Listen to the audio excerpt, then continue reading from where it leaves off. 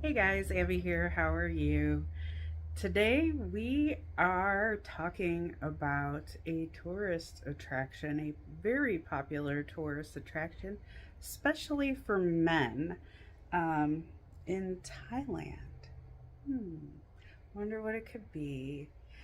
We haven't really touched on the subject of tourist attractions, um, but aside from hedonism that swingers um, place.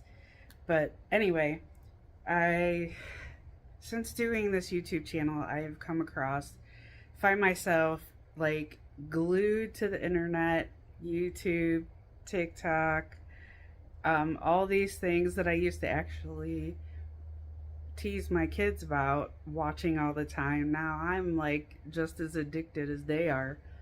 It's kind of crazy. But anyway,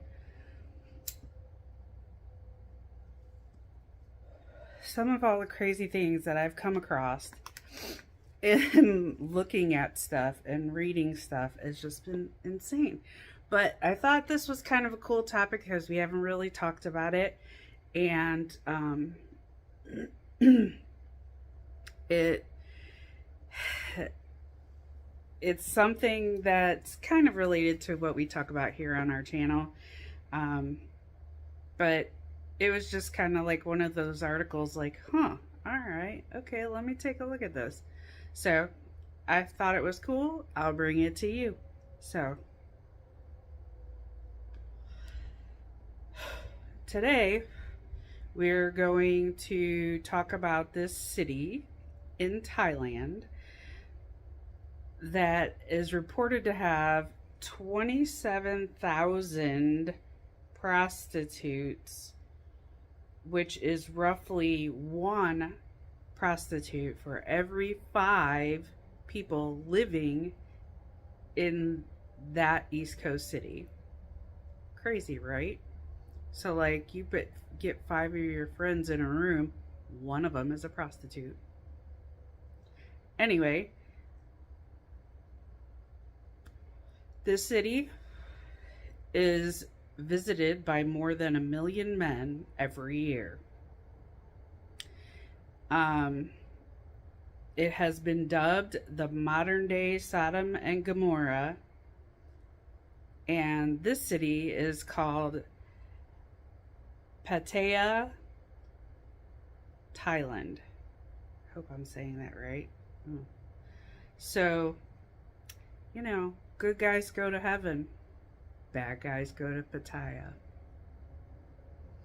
It's a popular slogan, actually, that you can buy on a t-shirt there if you travel there. Um, your little own souvenir. So, why are so many men drawn to the city as a popular tourist attraction? Pretty much that one reason and that one reason only. Not only the 27,000 prostitutes, but they can be found across sex clubs, dance and go-go bars, and lining the streets, scantily clad in the red light district.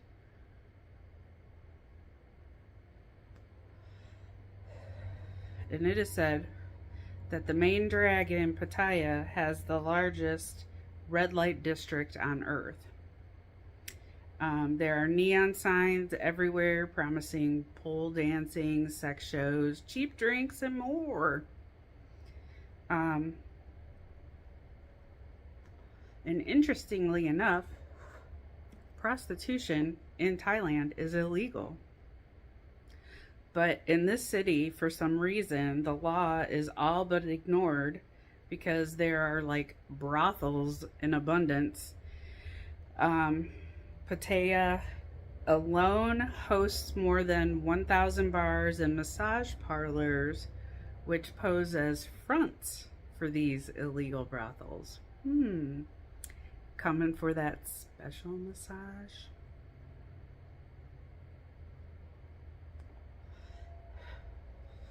Anyway, um, the sex trade in Pattaya, Thailand, has an uncertain future, however, because um, last year, Thailand promoted their first female minister of tourism who has vowed to eradicate sex tourism.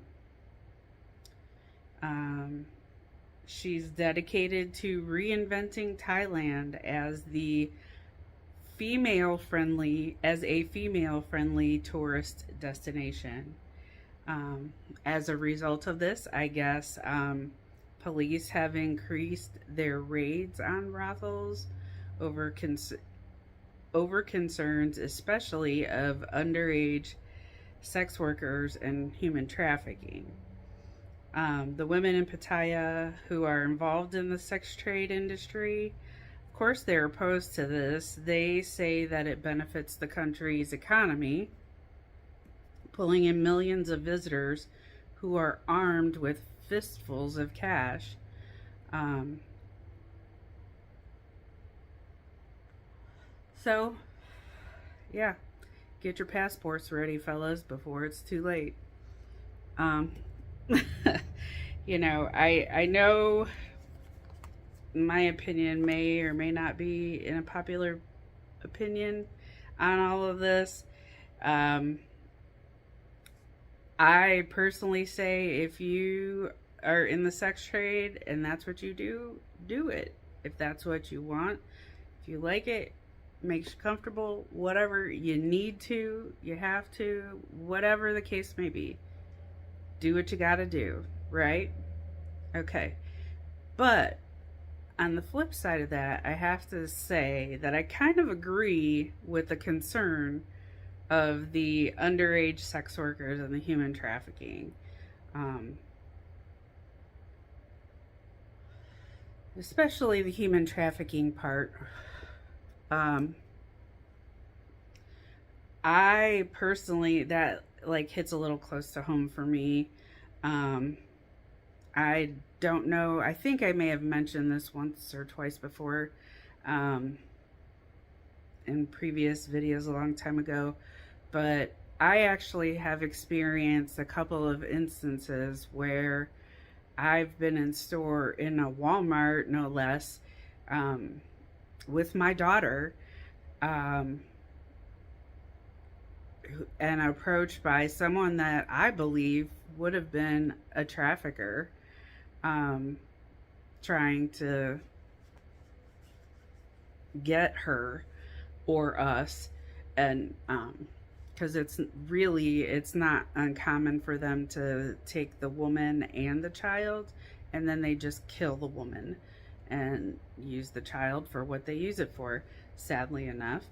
But yeah, this guy was like creepy, following us around the store. We were just doing our shopping and I just found it odd that this guy like just kind of kept showing up everywhere we were. But he never really had like a cart with him, and he didn't have any, like he wasn't carrying anything, like he was purchasing anything. And next thing I know, like we were in a craft aisle and we were there for a pretty long period of time, and I just so happened to look because I saw somebody at the end of the aisle. Like we were in the middle of the aisle, and he just kind of stopped in between the two aisles. He was still at the end of the aisle, but he stopped in the middle and was staring, and I'm like, what the hell are you staring at, dude? I just thought it was weird. I'm like, freak, whatever, sicko. And then my daughter and I, as we continued shopping, I was like, oh, I forgot to go get this back in the home goods department. We need to go back that way. So we went back that way and to get what we needed. And next thing I know,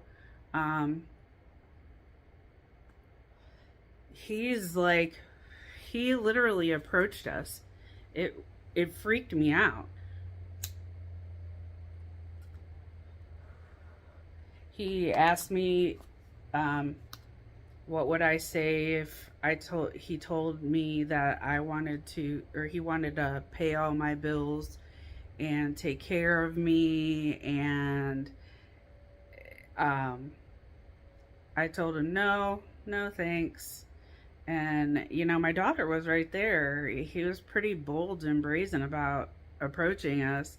Um, and I just kept telling him no, and he kept offering to give me money and take care of me, and I never had to work again. And all he wanted to do was get to know me. I was so freaked out. I'm like, no, no, thank you. And he eventually I'm like, I pay my own bills, thanks. And he eventually walked away, but I was so freaked out at the time. Like, I called my husband and I was like, oh my God, he was at work. And I'm like, what do I do? I'm afraid to walk out of the store. I'm afraid this creep is going to be outside ready to nab us. And he told me to just go to the front, leave your cart there, go straight to the front right now. Tell them you need a security or manager to escort you to the car, a male, and make sure that they stay with you until you take off. And we did that. Unfortunately, we got away. However, it scared the hell out of me. I'm not even going to lie. And then there was another time where we were approached. I'm not going to get into that whole story, but there were actually two men lurking around my daughter and I. Freaked me the hell out. But anyway, I will have to keep up on this tourism and see how this minister of tourism does in Thailand. And if she fulfills her mission to make it a more female-friendly tourist destination. Just a little side note again for all you little freaky fellas out there.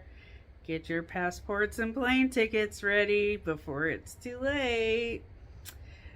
Just do your dear Abby a solid.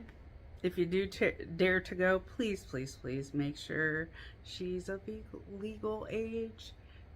Don't get yourself in trouble. That's all I have for you guys today. We'll see you soon. Love, hugs, and smoky kisses.